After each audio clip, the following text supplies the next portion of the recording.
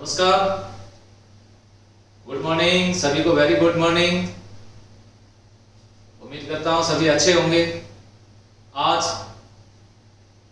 इस मनोविज्ञान की इस लाइव सेशन के अंदर आरटेट 2011 लेवल फर्स्ट में जो प्रश्न पूछा गया था, ध्यान रखना, आरटेट 2011 स्तर जो था, प्रथम स्तर, फर्स्ट स्तर में जो मनोविज्ञान के जो प्रश्न पूछे गए थे, मनोविज्ञान के 30 जो प्रश्न पूछे गए थे, उस पर आज डिस्कस करेंगे और उसका विश्लेषणात्मक अध्ययन करेंगे। और उसमें आपको एक जानकारी के लिए मैं पहले से बता देता हूं, जो कि आपके पास में उसकी जानकारी होनी चाहिए। और पहले से वो ये है कि जो टॉपिक दिए होते हैं, जो मैं आपको बता देता हूं, उसके उत्तर के बारे में बाद में डिस्कस करते हैं और प्रश्नों के बारे में बाद में डिस्कस करते हैं। मैं आपको जानकारी के लिए बताऊं, इसमें से ये जो पेपर है, इसके अंदर ये जो है वृद्धि और विकास में से 8 प्रश्न पूछे गए। लोग 8 प्रश्न वृद्धि और विकास में से पूछे गए। वृद्धि विकास जो टॉपिक है वेरी इंपॉर्टेंट है और इसको अच्छे तरीके से आप लोग तैयार करें, बहुत बढ़िया तरीके से तैयार करें। इससे आगे भी इससे संबंधित प्रश्न पूछे गए। जैसे मैं आपको बताऊं, व्यक्तित्व, इसके बाद में बात करते हैं अधिगम। तो अधिगम में जो प्रश्न पूछे गए, अधिगम में 3 प्रश्न पूछे गए। अभिप्रेरणा में 2 प्रश्न पूछे गए। अभिप्रेरणा से संबंधित 2 प्रश्न पूछे गए। समायोजन में 2 प्रश्न पूछे गए। व्यक्तित्व के अंदर और बुद्धि के अंदर एक प्रश्न आया। फिर इसके अंदर शिक्षा का अधिकार अधिनियम 2009 के 3 प्रश्न आए। राष्ट्रीय पाठ्यचर्या के 3 प्रश्न उससे संबंधित पूछे गए।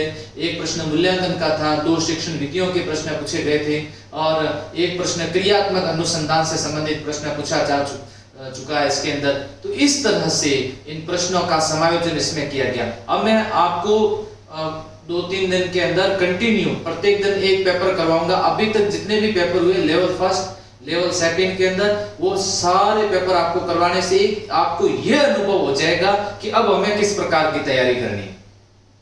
ये बहुत जरूरी है। किसी भी भर्ती परीक्षा के अंदर सफलता प्राप्त करने के लिए 2 चीजें बहुत जरूरी है।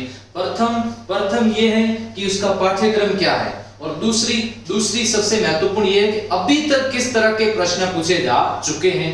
2 चीजों की जानकारी आपके पास में होनी चाहिए। पाठ्यक्रम की जानकारी है आपके पास में, मैं ऐसी उम्मीद करता हूं। आज जो अपन बात करने जाएंगे, आज पेपर से संबंधित बात करेंगे। तो पेपर की बात शुरू करते हैं और आज का ये जो सवाल है, इसी सवाल से हम शुरुआत करते हैं। उम्मीद करते हैं कि आप सभी प्रश्नों के साथ साथ में उत्तर भी देंगे। तो ये पहला प्रश्न आपके सामने है और वो पहला प्रश्न ये है कि खिलौने की आयु कहा जाता है पूर्व बाल्यावस्था, उत्तर बाल्यावस्था, शैशवावस्था, इनमें से सभी।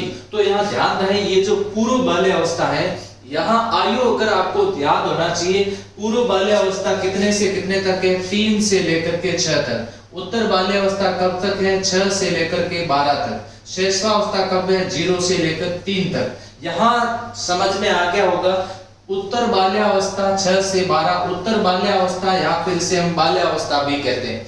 यहाँ इसका शैशवावस्था का 2 वर्गीकरण, 0 से 3, 3 से 6। जो 3 से 6 में होता है उसे कहते हैं खिलौने की कहते हैं। और 6 से 12 उत्तर बाल्यावस्था, इसे कहते हैं खेलने की अवस्था और खिलौने की अवस्था। दोनों से संबंधित ही प्रश्न पूछे गए। तो अच्छी तरह से ये आपको ये प्रश्न समझ में आ गया होगा।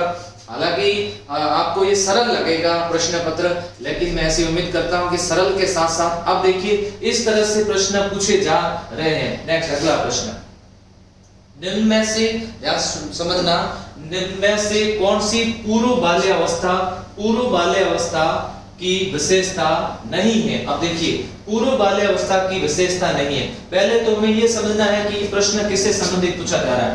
पूर्व बाल्यावस्था से संबंधित पूछा जा रहा है। पूर्व बाल्यावस्था के अंदर उम्र कितनी है? पूर्व बाल्यावस्था है तो 3 से लेकर के 6 वर्ष है। 3 से 6 वर्ष के अंदर जब बालक होता है, दल समूह में रहने की अवस्था है, अनुकरण करने की अवस्था है, प्रश्न करने की अवस्था है, खेलने की अवस्था है। यहाँ थोड़ा सा कंफ्यूजन है। ये जब प्रश्न पत्र आया था तो ज्यादातर कंफ्यूजन किस पे रहा? 1 और 4 नंबर पर कंफ्यूजन ज्यादा था इसमें।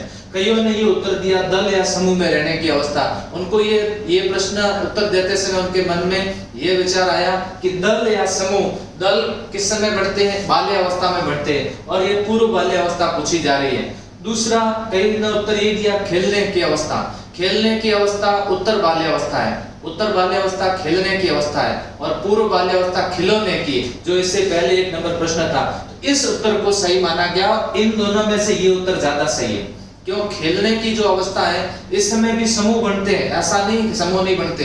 किशोरावस्था में भी समूह बनते हैं, लेकिन ज्यादा समूह बाल्य अवस्था में बनते हैं। तो इस दरमियान खेलने की अवस्था संबंधी, खेलने की अवस्था, ये दो अच्छी तरह से आप समझ लो, खिलौने की और खेलने की, खिलौने की और खेलने की। खिलौने पूर्व बाल्य और खेलने की उत्तर बाल्य अवस्था। तो ये दूसरा प्रश्न क्लियर होता है अपने सामने। दूसरा, नेक्स्ट अगला प्रश्न है, उत्तर बाल्यावस्था में बालक भौतिक वस्तुओं की किस आवश्यक तत्वों में परिवर्तन समझने लगते हैं? कौन सी अवस्था में? ध्यान से समझ लेना, उत्तर बाल्यावस्था। अब की बार उत्तर बाल्यावस्था पूछा जा रहा है। उम्र है 6 से 12 वर्ष, उत्तर बाल्यावस्था। ध्यान से समझ रहे हो ना? उत्तर बाल्यावस्था, द्रव्यमान और संख्या,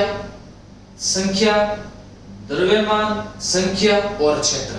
अब आप उस बालक की मानसिक विकासात्मक अवस्थाओं पर जाइए, थोड़ा ध्यान दीजिए। जब वो 7 वर्ष का था, जब वो 8 का था, जब वो 9 का था, जब वो 10 का, जब वो 11 का था और जब 12 का था।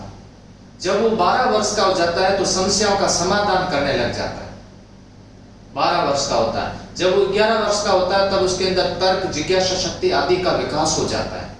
तो ये 12 वर्ष और 11 वर्ष में इस अवस्था के अंदर विकास हो जाता है। तो ये वस्तु के आवश्यक वस्तुओं के तत्व में होने वाले परिवर्तन को समझने लग जाएगा, द्रव्यमान, संख्या और क्षेत्र को आसानी से समझने लग जाएगा। जीन पियाजे के सिद्धांत के अनुसार भी आप पढ़ लो। जीन पियाजे का सिद्धांत जो था 7 से 11 वर्ष, 7 से 11 वर्ष कैसी अवस्था थी? 7 से 11 वर्ष मूर्त संक्रियात्मक अवस्था थी। अब मूर्त संक्रियात्मक अवस्था के अंदर पढ़िए।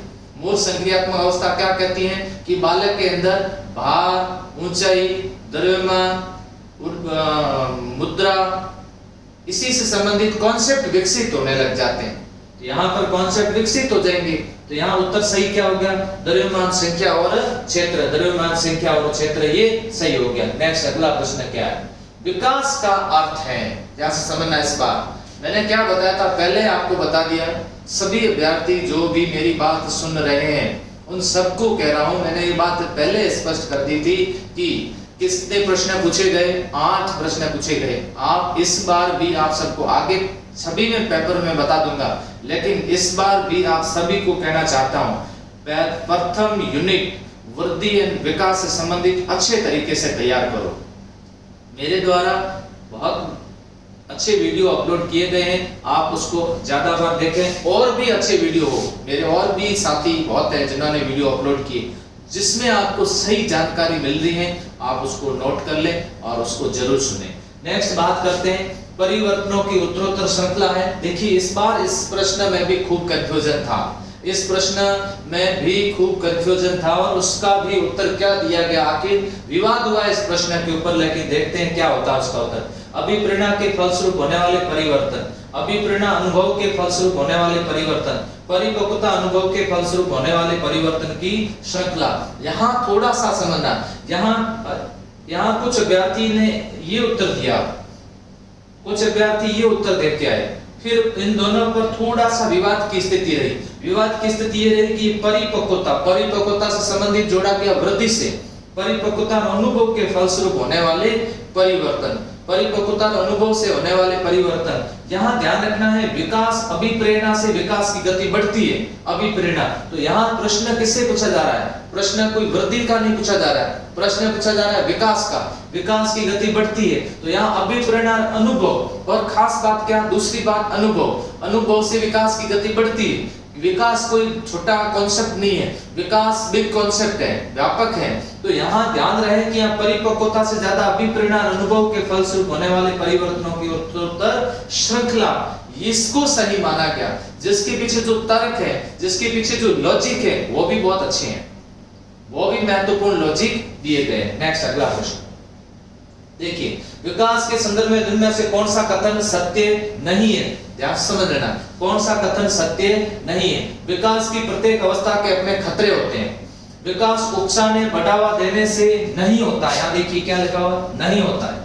फिर है विकास सांस्कृतिक परिवर्तनों से प्रभावित होता है। विकास की प्रत्येक अवस्था की अपनी विशेषताएं होती है। यहाँ हर एक से समझ लीजिएगा, फिर उत्तर दे दीजिएगा।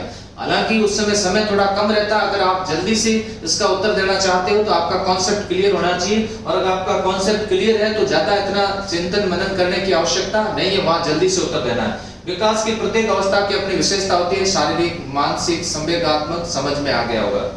विकास सांस्कृतिक परिवर्तनों से प्रभावित होता है। बालक का भाषात्मक विकास, बालक का मानसिक विकास, बालक का सामाजिक, बालक का संवेगात्मक, ये सब संस्कृति से प्रभावित होगा।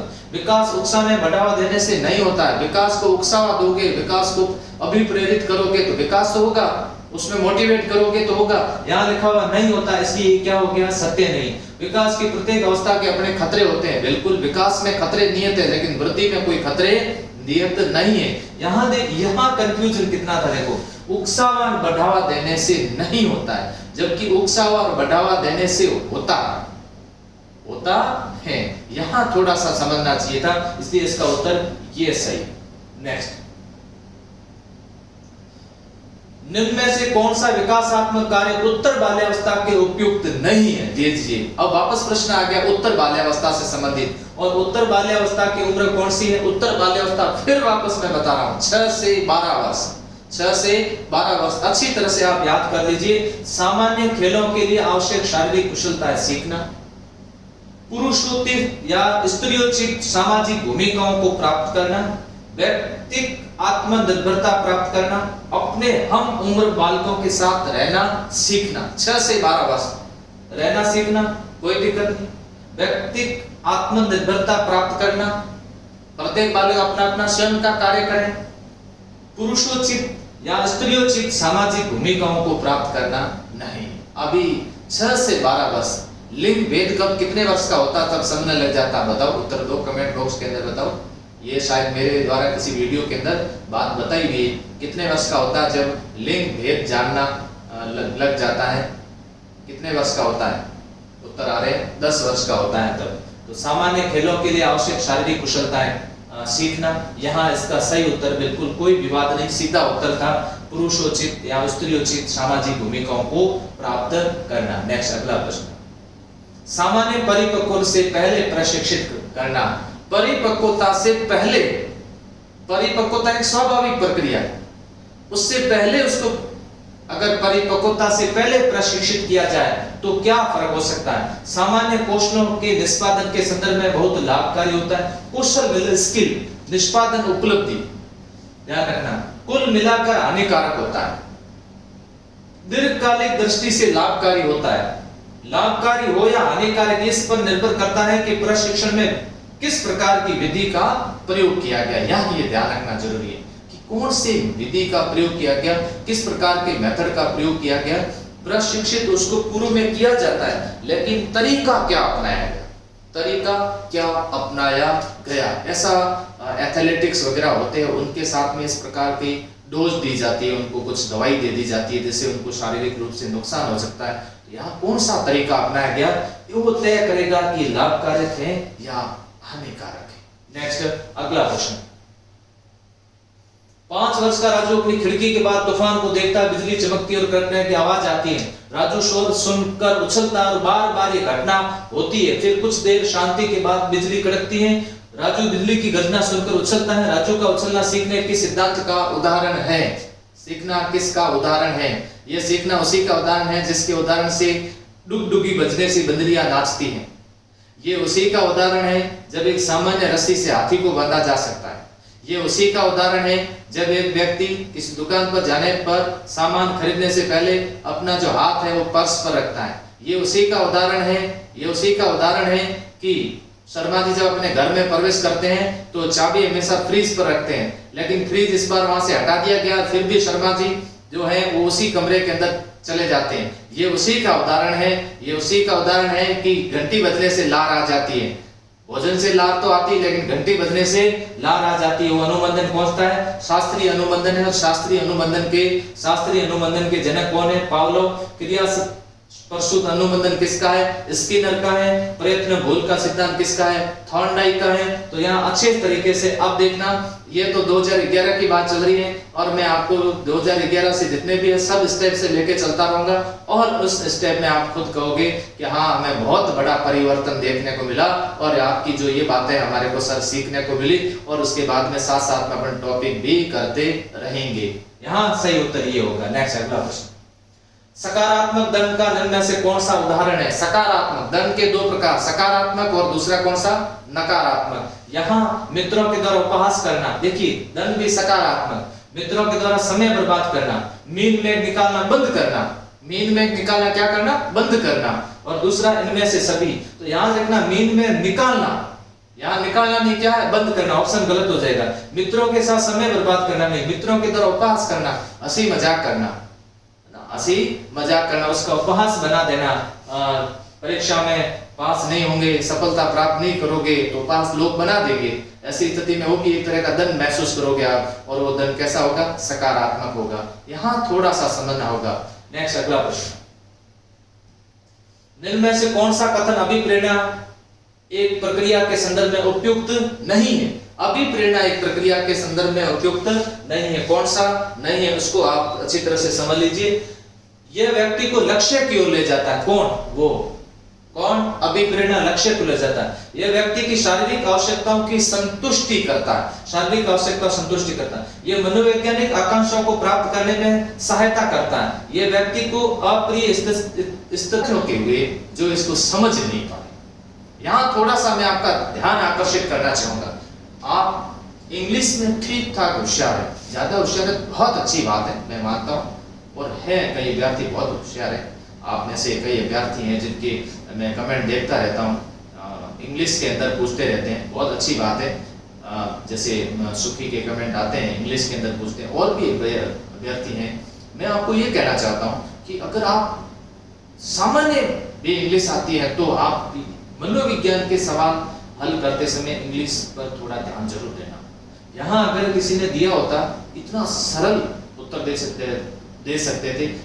हैबिट, आदतें क्या होती हैं? आदतें अस्थायी परिवर्तन है जो कि बदलती रहती है।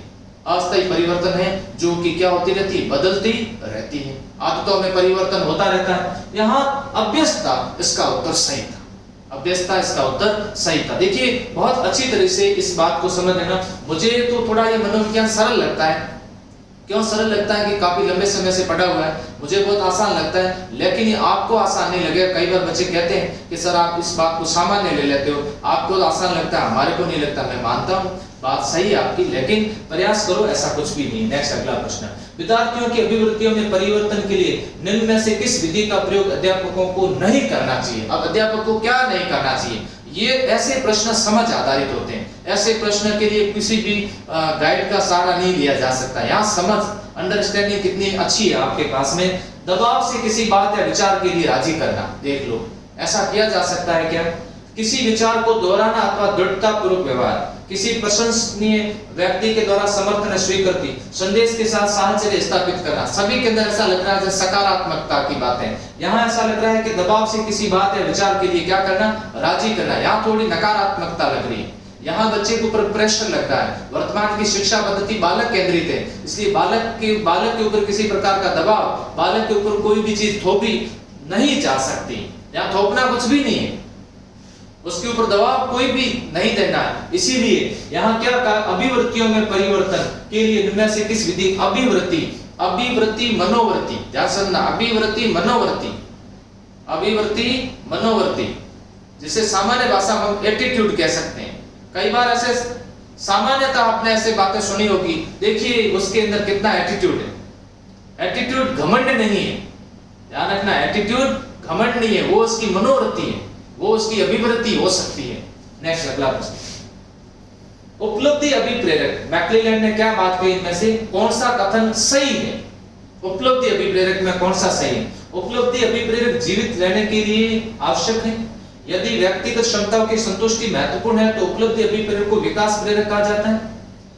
यदि यदि व्यक्तियों के मध्य प्रतियोगिता पर बल है तो उपलब्धि अभिप्रेरक को सामाजिक अभिप्रेरक कहा जा सकता है। इनमें से सभी देखिए ये विकास प्रेरक हैं, सामाजिक अभिप्रेरक भी हैं और जीवित रहने के लिए भी आवश्यक है। आप भी उपलब्धियां प्राप्त करना चाहते हो, हम भी उपलब्धियां प्राप्त करना चाहते हैं, सभी के लिए जरूरी है उपलब्धि, सभी के लिए यह बहुत जरूरी है उपलब्धि। अचीवमेंट कौन प्राप्त करना नहीं चाहता, सभी के लिए जरूरी है। कल थर्ड ग्रेड लगने के बाद सेकंड ग्रेड के बाद फर्स्ट ग्रेड आप आगे बढ़ने का प्रयास करोगे तो यहाँ विकास प्रेरक, सामाजिक प्रेरक सभी हैं, इसके अंदर सभी समाहित है, यहाँ इनमें से सभी सही। नेक्स्ट अगला प्रश्न, 6 से 10 वर्ष की अवस्था में बालक रुचि लेना प्रारंभ करते हैं। देखिए फिर वापस विकास का प्रश्न आ गया। 6 से 10 वर्ष का बालक है धर्म में, ध्यान से समझना, 6 से 10 वर्ष का बालक है धर्म में, मानव शरीर में 6 से 10 वर्ष का, ध्यान से समझ लेना, मानव शरीर में कैसा है, डर्टी एज है। कौन सी एज है, डर्टी एज है, इतना गंदा रहेगा, इतना गंदा रहेगा धर्म में। इस समय उसका क्या धर्म से लेना देना कुछ भी नहीं है। किशोर अवस्था में फिर भी वो कुछ थोड़ा बहुत देश राष्ट्र हित की बात करेगा, वीर पूजा वगैरह उसकी कहानियां वानियां सुनेगा। यौन संबंधों में नहीं, यौन संबंधों के अंदर नहीं। विद्यालय में बिल्कुल सही, घर वाले पकड़ के लेके चले जाएंगे और विद्यालय में बैठा के आ जाएंगे, या रुचि नहीं लेंगे तो भी रुचि दिला दी जाएगी। ऐसी स्थिति के अंदर आपको भी ऐसा लगता होगा कि हमारे साथ ऐसे ही 6 से 10 वर्ष। कौन सा सिद्धांत व्यक्त करता है कि मानव अस्तित्व बर्फ की बड़ी चट्टान के समान है? बिल्कुल, बहुत जल्दी से उत्तर आ जाते हैं आपके। ऐसा कहते ही अधिकांश छिपी रहती है, उसमें से चेतन के 3 स्तर होते हैं और वो है गुण सिद्धांत, प्रकार सिद्धांत, मनोविश्लेषणात्मक सिद्धांत, व्यवहारवाद का सिद्धांत। सिगमंड फ्रॉयड द्वारा दिया गया सिद्धांत जिसका नाम था मनोविश्लेषणात्मक सिद्धांत। चेतन मन, अर्धचेतन मन और अचेतन मन। मन को किससे बताया गया? मन की तुलना बर्फ के टुकड़े से की गई। बर्फ का टुकड़ा जिस प्रकार पानी के किसी भी भरे पानी से बर्तन के अंदर डाल दिया जाए, जो बर्फ का टुकड़ा बाहर का हिस्सा दिखता है वो तो है चेतन, और जो पानी के अंदर है और वो कैसा है? अचेतन, वो है अचेतन। तो बाहर हिस्सा कितना दिखेगा बताओ? बाहर का हिस्सा कितना होगा? 1/10। कितना प्रतिशत? 10%। बाकी 9/10 कितना प्रतिशत? 90% हिस्सा उसमें होता है, शामिल होता है। यहाँ ये 15 नंबर प्रश्न।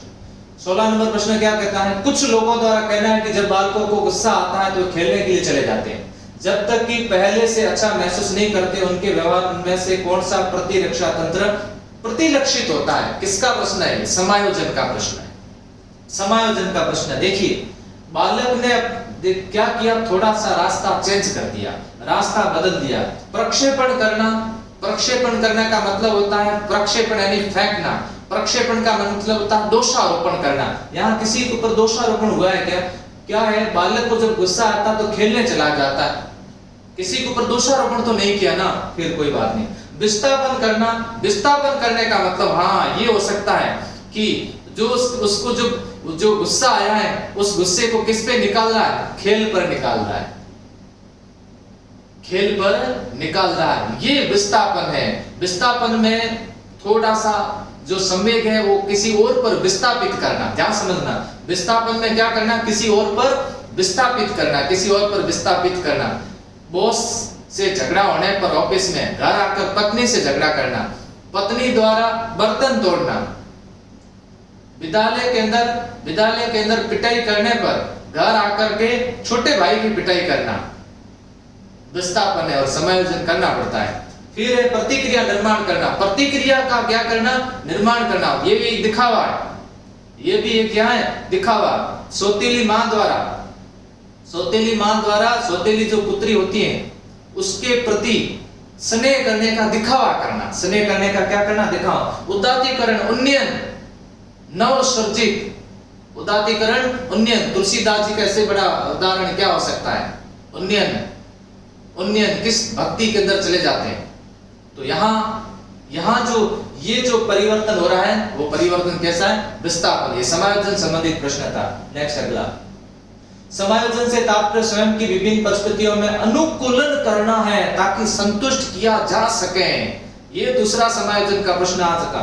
अनुकूलन अनुकूलन, ध्यान समझना, अनुकूलन शब्द हम ज्यादातर किसमें पढ़ते हैं? ज्यादातर पावलोव के सिद्धांत पढ़ते हैं, अनुकूलन यहाँ। और दूसरा जीन प्याजे का सिद्धांत पढ़ते हैं, तब भी उसमें पढ़ते हैं दूसरों को, ध्यान रखना, ताकि संतुष्ट किया जा सके। जब व्यक्ति अनुकूलन करेगा तो क्या दूसरों को संतुष्ट करेगा? प्रेरकों को, उद्देश्यों को, आवश्यकताओं को। क्या है? समायोजन तात्पर्य स्वयं का विभिन्न परिस्थितियों में अनुकूलन करना। जब व्यक्ति स्वयं विभिन्न परिस्थितियों में अनुकूलन करता है तो अपनी आवश्यकताओं को संतुष्ट करता है। वो प्रेरकों को संतुष्ट नहीं करता है, वो उद्देश्यों को संतुष्ट नहीं करता है, वो दूसरों को संतुष्ट नहीं करता है, बल्कि वो अपनी आवश्यकताओं को संतुष्ट करता है। निम्न से कौन सा व्यवहार भावनात्मक बाधा को प्रदर्शित नहीं करता है? भावनात्मक बाधा को प्रदर्शित नहीं करता। बाल अपराध, कमजोरों को डराने वाला, भगोड़ापन या स्वालीनता। यहाँ क्या है? भावनात्मक बाधा को प्रदर्शित नहीं करता। बाकी वाले सभी भावनात्मकता को, बाधा को प्रदर्शित कर दे।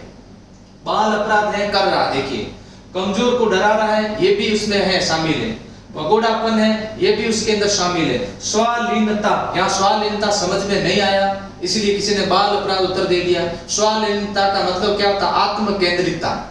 जो व्यक्ति अपने ऊपर आत्म केंद्रित है, वो बाधा को प्रदर्शित नहीं कर रहा है, वो बाधा को प्रदर्शित नहीं कर रहा है, वो स्वयं केंद्रित है, वो स्वालीनता है। वो क्या है? स्वालीनता। इसी को ही समझना था। ऑटिज्म, यहाँ इंग्लिश पर कौन ध्यान देगा? इसीलिए स्वालीनता क्या था? सर हमारे को ये थोड़ा समझ में नहीं आया। स्वालीनता तो आपने पढ़ाया ही नहीं, स्वालीनता आपने पढ़ाया नहीं, आत्मकेंद्रिता को पढ़ाया। नेक्स्ट, अगला प्रश्न। निःशक्त बालकों की शिक्षा के लिए प्रावधान किया जा सकता है? कभी भी ऐसा प्रश्न आया ना, निःशक्त बालकों संबंधित कभी भी इस तरह का अगर प्रश्न आए, सीधा का उत्तर दीजिए समावेशित शिक्षा। मुख्य धारा में डालकर समाकलन धारा, इनमें से कोई नहीं, सीधा उत्तर दे दीजिए समावेशी शिक्षा। सीधा सा उत्तर दीजिए इसका। कौन सा उत्तर होगा? समावेशित शिक्षा, 1 नंबर। समावेशी शिक्षा के अंदर निःशक्त बालकों के लिए अलग से नहीं है, सामान्य बालकों के साथ शिक्षा प्रदान की जाएगी। नेक्स्ट, अगला प्रश्न। निम्न में से कौन सी मानसिक मंदता की विशेषता नहीं है? मानसिक मंदता की विशेषता नहीं। बुद्धि लब्धि 25 से 70 के मध्य होना मंद बुद्धि है, मंदता है। धीमी गति से सीखना, दैनिक जीवन की क्रियाओं को न कर पाना मंद बुद्धि है।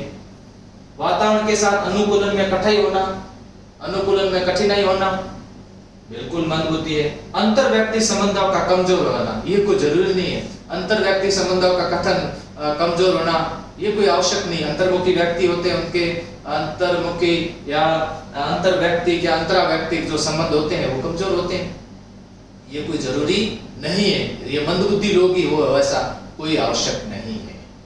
नेक्स्ट, अगला प्रश्न। विद्यार्थियों के अच्छे मानसिक स्वास्थ्य को बनाए रखने के लिए इनमें से कौन सा तरीका अधिक महत्वपूर्ण है?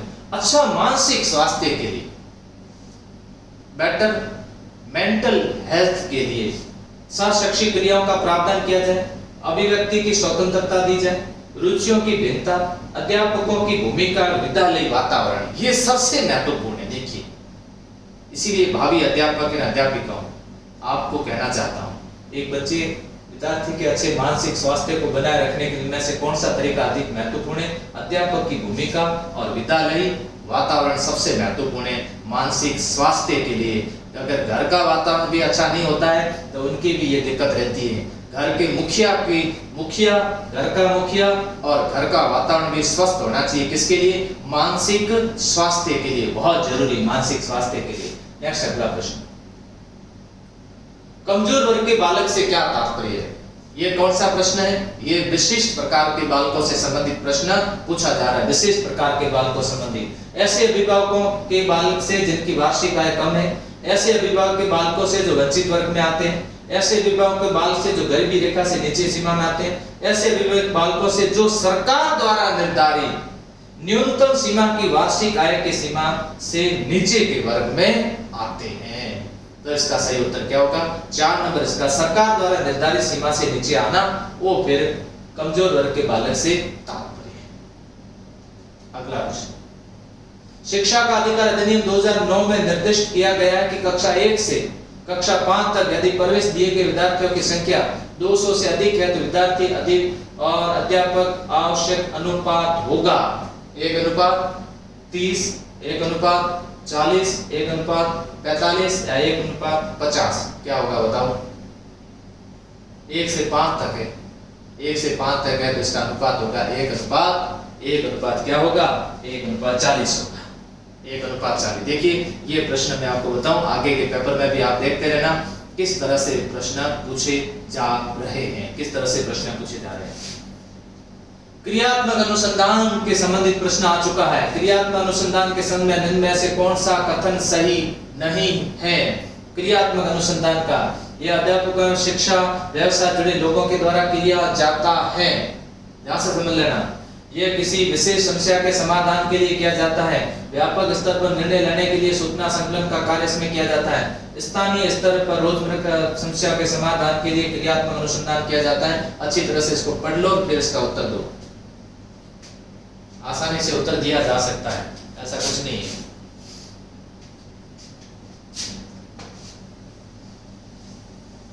पढ़ा आपने? टेक्निकल टीम ने हमारे जल्दी से चेंज कर दिया, आपने पढ़ा होगा। इसमें से देखो, अध्यापक एवं शिक्षा व्यवसाय जुड़े लोगों द्वारा किया जाता है। एक बात तो हमेशा ध्यान रखना, क्रियात्मक अनुसंधान हमेशा उनके द्वारा किया जाता है। ये किसी विशेष समस्या के समाधान के लिए कहता है, बिल्कुल विद्यालय की किसी विशेष समस्या के समाधान। व्यापक स्तर पर निर्णय लेने के लिए न्यूनतम सूचना संकलन का कार्य इसमें किया जाता है। नहीं नहीं नहीं नहीं, इससे ये व्यापक स्तर पर नहीं है, ये तो विद्यालय स्तर पर किया जाने वाला है। ये तो सामान्य छोटा सा स्तर पर होता है क्रियात्मक अनुसंधान। क्रियात्मक अनुसंधान है, ये कोई मौलिक अनुसंधान नहीं है। यहाँ पर इसका ये उत्तर सही होगा। नेक्स्ट, निम्न से कौन सा कथन शिक्षण के बारे में सत्य नहीं? शिक्षण, टीचिंग के बारे में सत्य नहीं। देखिए, शिक्षण में सुधार किया जा सकता है। शिक्षण औपचारिक अनौपचारिक दोनों हो सकता है। शिक्षण विज्ञान के साथ साथ कला भी। शिक्षण अनुवेशन, उसमें भी ऐसा लिखा हुआ अनुवेशन, अनुवेशन नहीं अनुदेशन लिखना चाहिए था, पेपर में भी ऐसा लिखा, इसलिए मैंने कहा इसी को ऐसे ही लिखो। यहां कितना कंफ्यूजन था। यहां इंग्लिश में देखने पर अच्छी तरह से उत्तर दिया जा सकता, अच्छी तरह से उत्तर दिया जा सकता, और ऐसे कई बार आ चुका है। समूह कारक सिद्धांत लिखा जा रहा है, बहु कारक सिद्धांत लिखा जा रहा है, यहाँ अंतर है और उसको समझना अच्छे तरीके से। यहाँ अनुदेशन था, शिक्षण केवल अनुनिर्देश नहीं है, शिक्षण विज्ञान है, कला है, औपचारिक है, अनौपचारिक है। शिक्षण में सुधार किया जा सकता है, शिक्षण केवल निर्देश नहीं है। नेक्स्ट, अगला प्रश्न, राष्ट्रीय पाठ्यचर्या रूपरेखा 2015 में गुणवत्ता आयाम शीर्षक के अंतर्गत अधिक महत्व किसके दिया? भौतिक संसाधनों को, शिक्षित अभिप्रेत अध्यापकों को, बालकों के लिए ज्ञान के संदर्भ में संरचित अनुभव को, बालकों के लिए संरचित अनुभव में पाठ्यक्रम सुधार को। यहाँ सबसे ज्यादा दिया गया बालकों के लिए संरचित अनुभव एवं पाठ्यक्रम सुधार पर सबसे ज्यादा बल दिया गया, सबसे ज्यादा। यही इसके ऊपर डिस्कस किया हुआ है और इसके ऊपर और भी ज्यादा डिस्कस करेंगे तो ये बात आपको ज्यादा समझ में आएगी। राष्ट्रीय पाठ्यचर्या रूपरेखा 2005 में से किस परीक्षा संबंधित सुधारों को सुझाया गया? इसने किस तरह की प्रतियोगिता, प्रायोगिक, विद्यालय शिक्षा या कक्षा 10th की जो परीक्षा है ना, ये परीक्षा ऐच्छिक, इस पर सबसे ज्यादा बल दिया गया, सबसे ज्यादा इस पर सुधार किया गया। जो कि केंद्रीय विद्यालय जो चलते हैं, सेंट्रल गवर्नमेंट के जो विद्यालय चलते हैं, उसमें देखिए एनसीईआरटी पाठ्यक्रम, सीबीएसई के जो बोर्ड की परीक्षा होती है, उनका तरीका देखिए, कितना बदलाव हो चुका है। नेक्स्ट, अगला प्रश्न 28 नंबर चले हैं। दबाव को कम करने परीक्षा में सफलता के लिए आवश्यक है। कम अवधि की परीक्षा में अंतरण, यहाँ समझ नहीं पाए। इस तरह के प्रश्न समझना बहुत मुश्किल होता है। अभ्यर्थी इस बात को समझ नहीं पाए कि पूछा क्या जा रहा है, लोग इस प्रश्न के अंदर क्या पूछा जा रहा है। विद्यालय शिक्षा के विभिन्न चरणों में परीक्षाओं का आयोजन, वार्षिक, अर्धवार्षिक, विभिन्न परीक्षाओं के लिए विभिन्न एजेंसियों की स्थापना। क्या करना है एजेंसियों की स्थापना करके? वार्षिक, अर्धवार्षिक तो पहले से चल रही है। विद्यालय शिक्षा के विभिन्न चरणों में परीक्षाओं का आयोजन तो हो ही रहा है। अब क्या करना है? कम अवधि की परीक्षाओं में अंतरण करना है। कम अवधि की परीक्षा ही हो आयोजित हो, ऐसा अवसर लाना है, ऐसा तरीका अपनाना है, तो ये संभव है। सफलता प्राप्त करने के लिए आवश्यक और बच्चे पर दबाव कम हो सकता है। नेक्स्ट, अगला प्रश्न 29 क्या है? मूल्यांकन का उद्देश्य क्या है? बालकों को धीमी गति से सीखने वाले प्रतिभाशाली बालकों के रूप में लेवल करना, जिन बालकों को उपचारित शिक्षा की आवश्यकता उनकी पहचान करना, अधिगम की कठिनाइयों और समस्या वाले क्षेत्रों का पता लगाना, उत्पादक जीवन जीने के लिए शिक्षा किस सीमा तक तैयार कर पाइए का पुष्टि पोषण करना। वैसे मूल्यांकन क्या है, मूल्यांकन का मतलब क्या है, मूल्यांकन से तात्पर्य क्या है? मूल्यांकन से तात्पर्य है निर्णय करना। या निर्णय कौन से ऑप्शन में हो रहा है आप देख लो, निर्णय कौन से ऑप्शन में हो रहा है उसको आप अच्छी तरह से देखिए। निर्णय किसके अंदर हो रहा है? पहचान करना, लेवल करना, अधिगम की कठिनाई और समस्या वाले क्षेत्रों का पता लगाना, या उत्पादक जीवन जीने के लिए शिक्षा किस सीमा तक तैयार की गई का पुष्टि पोषण प्रदान करना, पुष्टि पोषण प्रदान करना। नेक्स्ट अगला लास्ट नंबर अगला प्रश्न है, आपको समझा देता हूं। प्राथमिक विद्यालय के बालकों के लिए इनमें से किसे बेहतर मानते हैं? वीडियो अनुरूपण, प्रदर्शन, स्वयं के द्वारा किया गया अनुभव, या इनमें से सभी? किसको महत्वपूर्ण माना गया है आप बता दीजिए। प्राथमिक विद्यालय के बालकों के लिए, और इसका उत्तर कई इनमें से सभी देख करके मनोविज्ञान में उत्तर दे दिया जाता है। वीडियो अनुरूपण है या प्रदर्शन है, इसमें प्राथमिक विद्यालय के बालक की बात आ रही है। यहाँ पर सबसे ज्यादा थर्ड नंबर में स्वयं के द्वारा किया गया अनुभव पर सबसे ज्यादा learning by doing, learning by doing इस पर किया गया।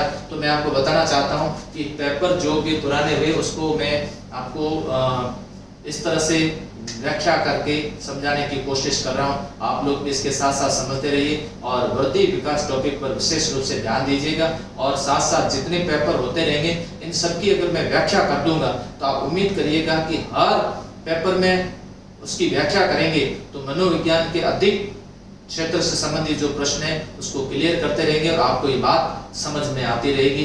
धन्यवाद।